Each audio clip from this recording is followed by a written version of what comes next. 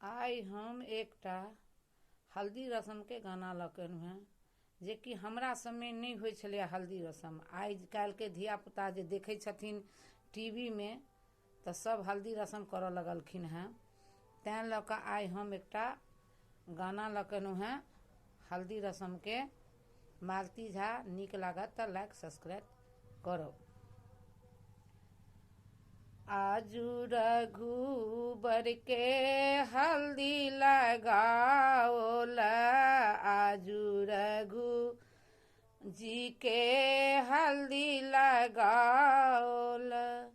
सोने कटोरी रूपे तेल हल्दी लागी रही, सोने कटोरी रूपे तेल हल्दी लागी रही।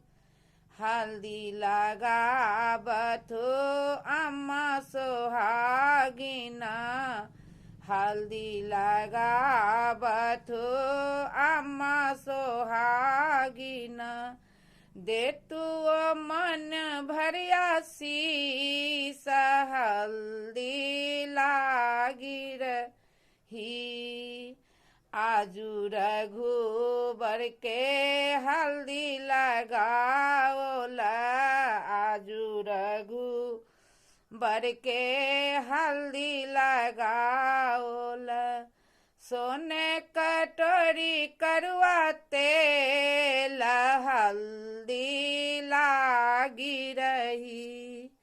हल्दी लगाबथु चाची सोहागिना, हल्दी लगाबथु चाची सोहागिना।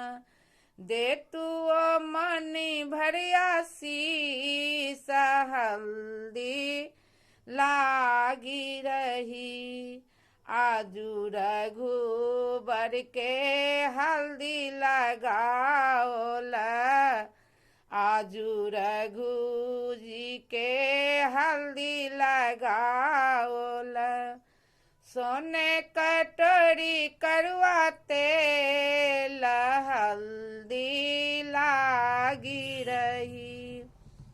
हल्दी लगाबथु दीदी सोहागिना, हल्दी लगाबथु दीदी सोहागिना।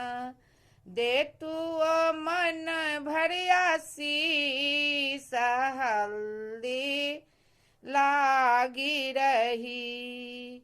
देतु मन भरिया शीस हल्दी लागी रही।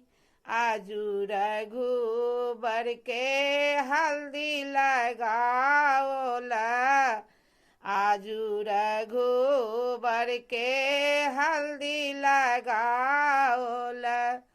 सोने कटोरी करुआ तेल हल्दी लागी रही। हल्दी लगाबथु मामी सोहागिना, हल्दी लगाबथु मामी सोहागिना।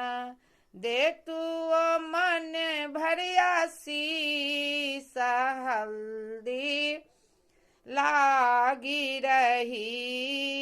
आजू रघुबर के हल्दी लगाओल, सोने कटोरी करुआ तेल हल्दी लागी रही। हल्दी लगाबथु मौसी सोहागिना, हल्दी लगाबथु मौसी सोहागिना। देतु मन भरिया शीस हल्दी लागी रही।